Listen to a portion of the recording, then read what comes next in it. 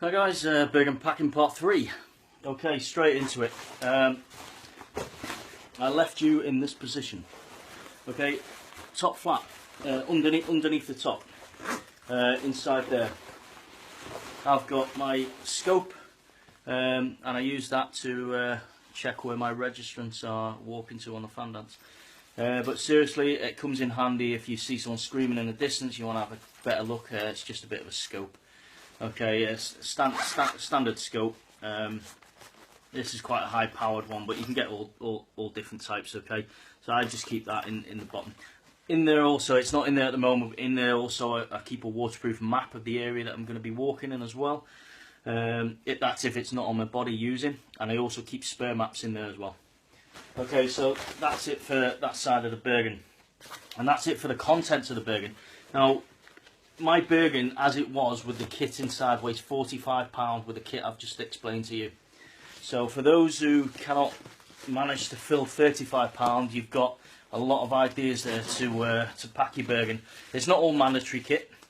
You should all have a mandatory kit list. If you haven't, contact the admin team.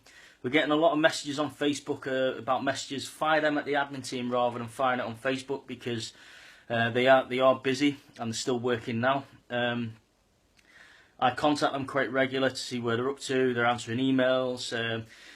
If you've got a Hotmail account, by the way, check your junk box or your spam email. It could be in there. If not, provide the admin team with a secondary email address so they can help you to basically to help yourself. Yeah, you should all have a mandatory kit list in your joining instructions. Okay, so that's an idea about what to carry in your Bergen.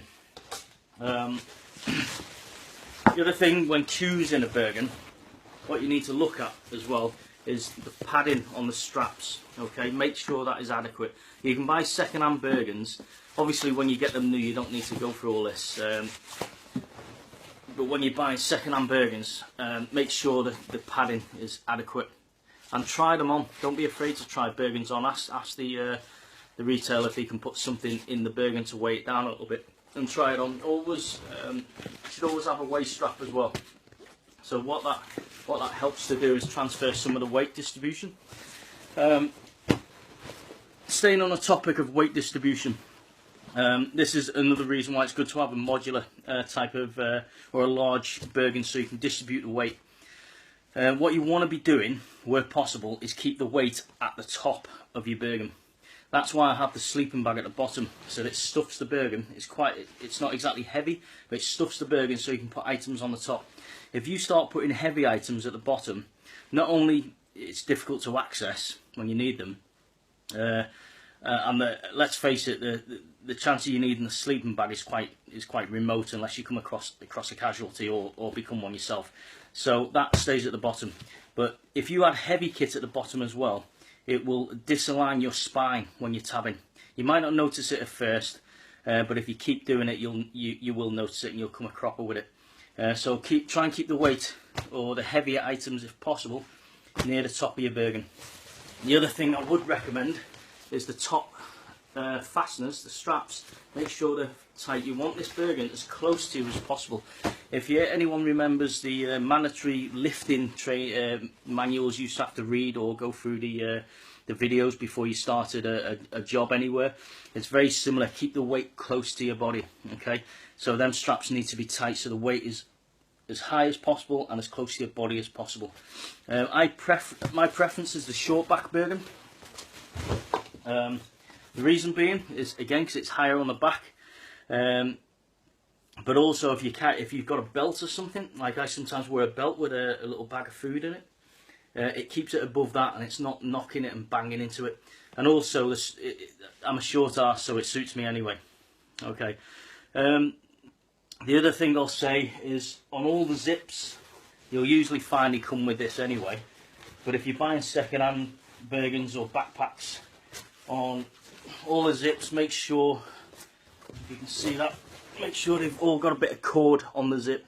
Okay, when the temperatures are sub-zero, your fingers aren't working properly, or you've got bulky gloves on, it's very difficult to grab hold of a zip. So if you get a bit of a cord on it, it's basic stuff, but it's easy.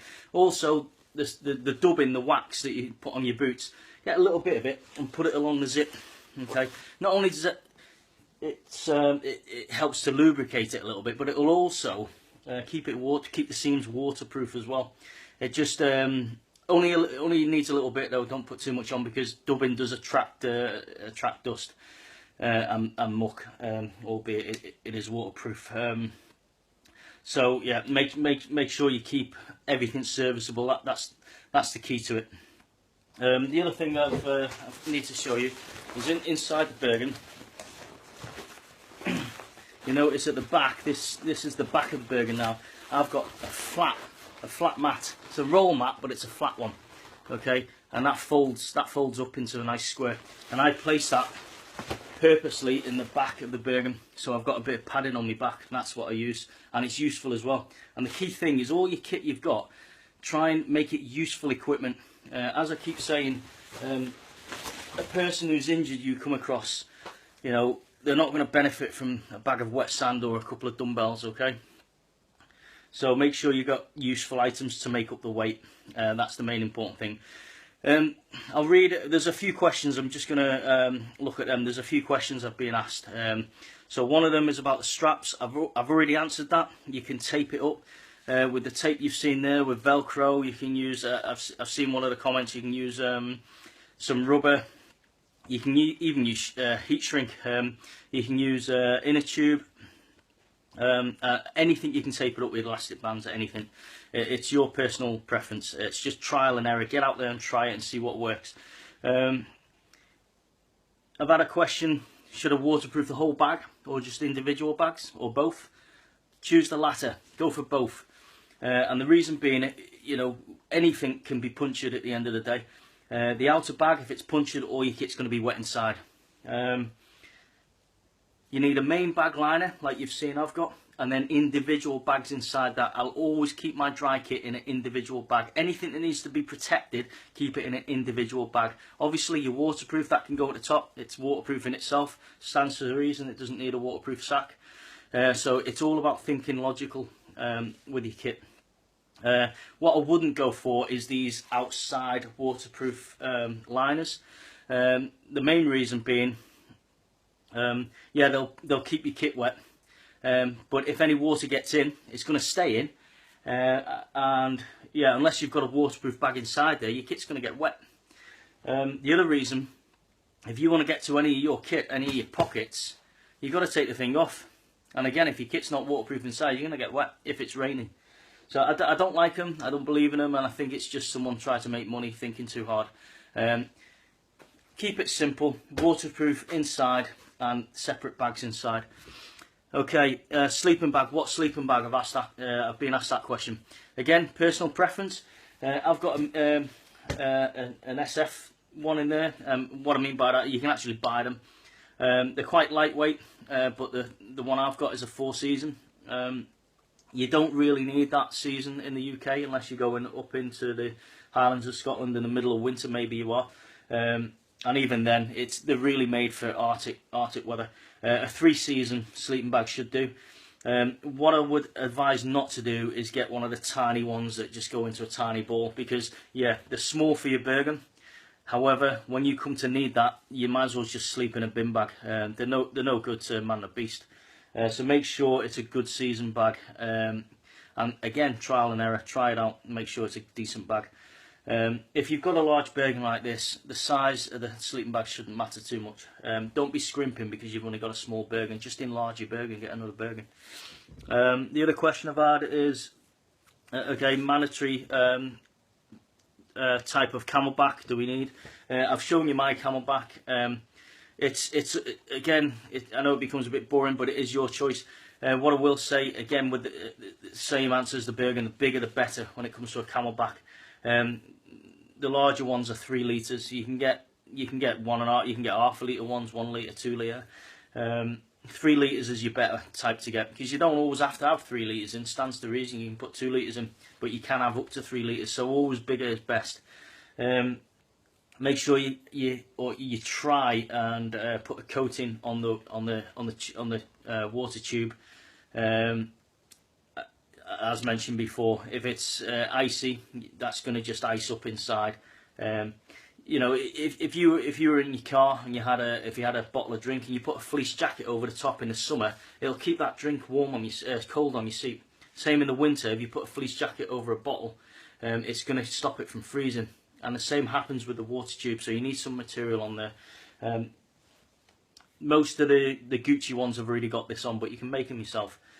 So yeah, going back to the question, 3 litres. On the tab itself, you really, for the load bearing guys and the lodestone guys, you really need to be carrying 3 litres, and where possible, carry an extra bit somewhere else as well. If you've only got 2 litres, just carry an extra container. It's always good practice to have an extra container anyway. All your eggs are in one basket with a camelback. If that gets punctured or you lose it, or like what's happened to me in the past, the tops come flying off with the force of the water because something's compressed, you're going to lose all your water, eggs all in one basket. Have a separate canister, or at least the capacity to carry water in somehow. Okay, that answers that question. Weight distribution, someone's asked. I've already answered that really. Keep your weight distributed throughout the Bergen, and the heaviest bits at the top. It's not just your weight distributed, it's like I mentioned before, keep your equipment distributed, your most important frequently used kit at the extremities. Okay, and I've explained that there. Okay, I think that's it, apart from the fact, like mentioned briefly before, about rattles. I won't be able to put this on now to show you properly, there's not enough room here.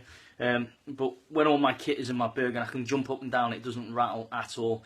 The other thing, it's very close to my body, it's compact. There's loads of there's straps everywhere to make sure it's compact.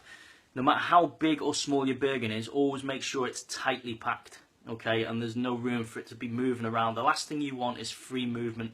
Ask anyone who's had a kid on the back. It's called live weight. You don't want that moving about on your back. It causes issues with your tabbing, your walking gait, and it can also cause problems on your traps as well. So you want it nice and tight and kept. It needs to become part of your body when you're moving with it, so you can run with it and it's not going to rock about everywhere. Okay, so that's all about getting the straps tied properly onto your back. Not too tight so your veins are sticking out, but tight enough so it's it feels comfortable and it's tight towards yourself. The other thing I will say when you're choosing a Bergen is, if you are buying a second-hand one, the other thing to note as well is make sure on the webbing, on the straps, it's not too worn out. And the best way of testing that is put it on, pull the straps down and jump up and down a good few times and make sure it's staying in the same place. If the webbing straps are moving up, don't buy it, because that will be annoying on your back. You'll have to keep pulling the straps down every 2 minutes. Okay, so when you're buying it, 2 things to note, more importantly than anything else, is the webbing straps are not worn out, and you've got enough padding on the arms. Okay, everything else is a bonus. Just check the back. They do have metal spines in most of them. Just make sure they're not overly bent, and they're existing as well. You can see them in the back. That's if they have them on, and it's got a decent waist strap.